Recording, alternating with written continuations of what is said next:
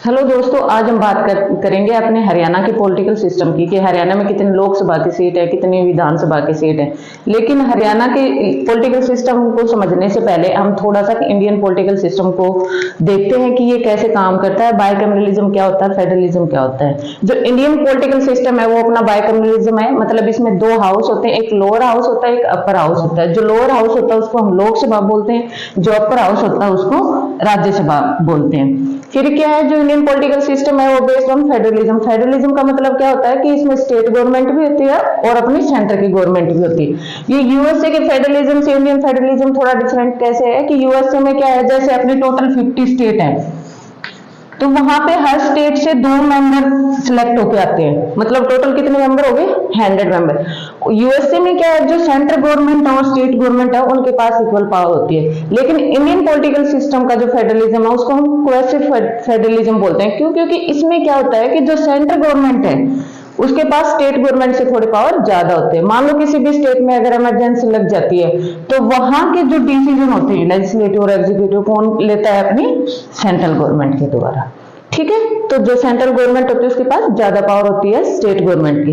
अब हम क्या कर रहे थे, जैसे हमें पढ़ना है हरियाणा का पॉलिटिकल सिस्टम।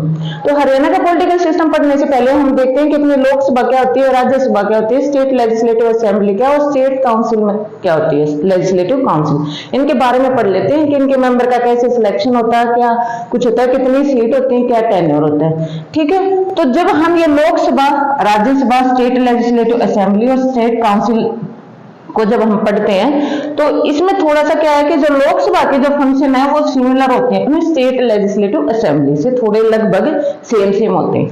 और राज्यसभा के किससे मिलते हैं, स्टेट लेजिस्लेटिव काउंसिल से। तो ये चारों चीजों को हम एक ही साथ करेंगे, इससे क्या होता है हमें समझने में थोड़ा इजी रहती है। जो लोकसभा होती है, लोकसभा को क्या बोलते हैं, अपने पार्लियामेंट के 2 भाग होते हैं, एक लोकसभा होता है, एक राज्यसभा होता है। लोकसभा में कौन से, लोकसभा को हम बोलते हैं अपना लोअर हाउस। लोअर हाउस क्या होता है कि अपने जो लोग हम, मतलब जो इसमें जो जितने भी मेंबर होते हैं वो डायरेक्टली इलेक्शन द्वारा वहां पे पहुंचते हैं। जो अभी जैसे अपना इलेक्शन चल रहा है, लोकसभा का ये इलेक्शन है, तो इसमें क्या है, अब एक अपने एक टेरिटोरियल कॉन्स्टिट्यूएंसी बना दी, जैसे कि हमने पिछली वीडियो में देखा था, हर एक कॉन्स्टिट्यूएंसी से एक मेंबर चुन के जाएगा। ठीक है, टोटल अपनी लोकसभा की कितनी सीट है, 543। ठीक है, जिसमें से 530 क्या है अपनी स्टेट यूटी की, स्टेट की, और 13 यूटी की, मतलब इतने लोग हम इलेक्ट होके अब लोकसभा में जाएंगे। ठीक है, लोकसभा का जो टेन्योर है वो 5 साल का होता है, लेकिन on the advice of the prime minister president इसको पहले भी डिसॉल्व कर सकता है। तो डायरेक्टली इलेक्टेड मेंबर हो गए लोकसभा के। राज्यसभा क्या होता है, इससे डायरेक्ट इलेक्शन से नहीं जाते यहाँ पे लोग। राज्यसभा में जो मेंबर होते हैं वो जाते हैं अपनी स्टेट लेजिस्लेटिव असेंबली के जो मेंबर होते हैं, अपने एमएलए होते हैं, वो यहाँ इन मेंबर को सिलेक्ट करते हैं राज्यसभा को। इसको अपर हाउस बोला जाता है। ठीक है, अब अपनी होगी state legislative assembly. State legislative assembly क्या होती है कि ये एक पर्टिकुलर स्टेट की जो एज ये मान लो कि लोकसभा टाइप में होती है, इसको विधानसभा बोलते हैं। कि एक पर्टिकुलर स्टेट में, जैसे अपने हरियाणा में लगा लो, हरियाणा की स्टेट लेजिस्लेटिव असेंबली की कितनी सीट है, 90 सीट है। मतलब हरियाणा एक स्टेट को 90 पार्ट में डिवाइड कर लिया, वहां से हर एक सीट से एक मेंबर इलेक्ट होके आएगा। तो स्टेट लेजिस्लेटिव काउंसिल मतलब डायरेक्टली पीपल्स द्वारा इलेक्टेड होता है उस पर्टिकुलर स्टेट के।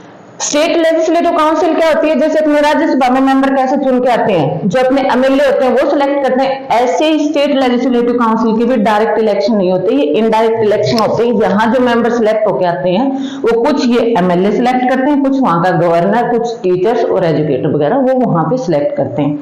हर एक स्टेट में स्टेट लेजिस्लेटिव काउंसिल नहीं है, जैसे हरियाणा में स्टेट लेजिस्लेटिव काउंसिल नहीं है। ओनली 6 स्टेट हैं जिनमें स्टेट लेजिस्लेटिव काउंसिल है।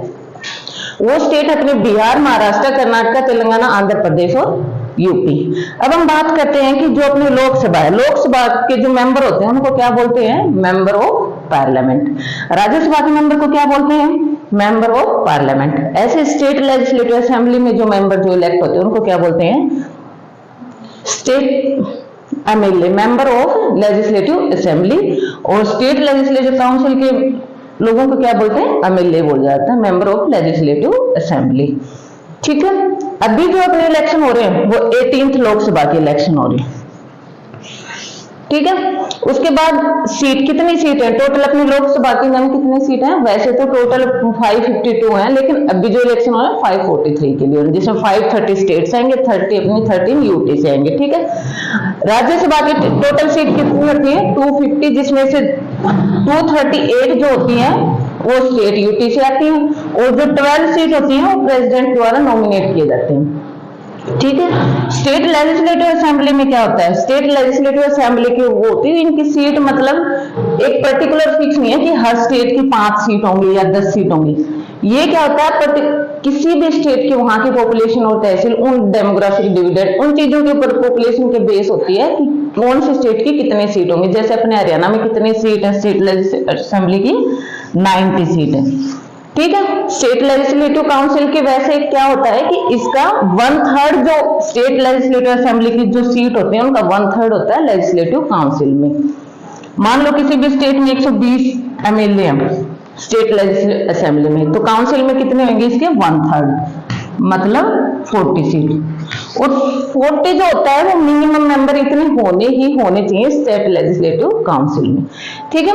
उसके बाद आता है अपना टेन्योर, कि कितना टेन्योर। लोकसभा का जो टेन्योर है वो 5 साल का होता है, लेकिन ये फिक्स नहीं होता, ये हाउस टेम्परेरी होता है, मतलब इसको प्रेसिडेंट प्राइम मिनिस्टर के एड एंड एडवाइस पे डिसोल्व कर सकता है।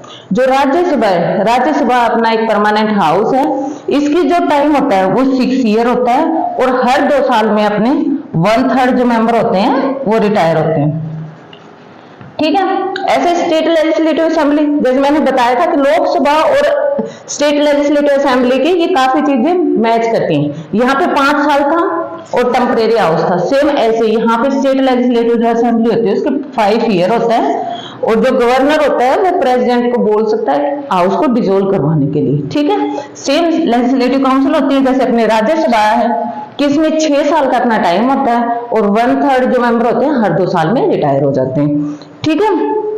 उसके बाद क्या है कि लीडर ऑफ हाउस कौन होगा। लीडर ऑफ हाउस जो लोकसभा में होता है वो अपना प्राइम मिनिस्टर होता है, मतलब जो भी पार्टी अपने जीत के जाती है, मेजोरिटी में जाती है, वहां जो मिनिस्ट्रीज होती हैं वो एक अपने एक मेंबर को इलेक्ट कर लेते हैं, जिसको वो लीडर ऑफ हाउस बना देते हैं।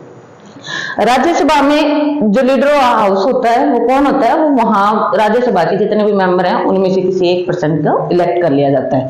स्टेट लेजिस्लेटिव असेंबली में जो लीडर होता है हाउस का वो कौन होता है, अपना चीफ मिनिस्टर। जो भी वही जैसे लोकसभा में, यहाँ पे स्टेट लेजिस्लेटिव असेंबली में जो भी पार्टी जीत के जाएगी उसके एक मेंबर को वो अपना चीफ मिनिस्टर बना देते हैं। लेजिस्लेटिव काउंसिल में क्या होता है, जैसे राज्यसभा में होता है ऐसे यहाँ अपने मेंबर में से एक मेंबर को इलेक्ट कर लिया जाता है। अब होता है इसका स्पीकर। लोकसभा के अपना सिर्फ राज्यसभा का जो स्पीकर होता है या जिसको हम चेयरमैन बोलते हैं वो फिक्स होता है। जो अपने वाइस प्रेसिडेंट होते हैं वो राज्यसभा के चेयरमैन होते हैं।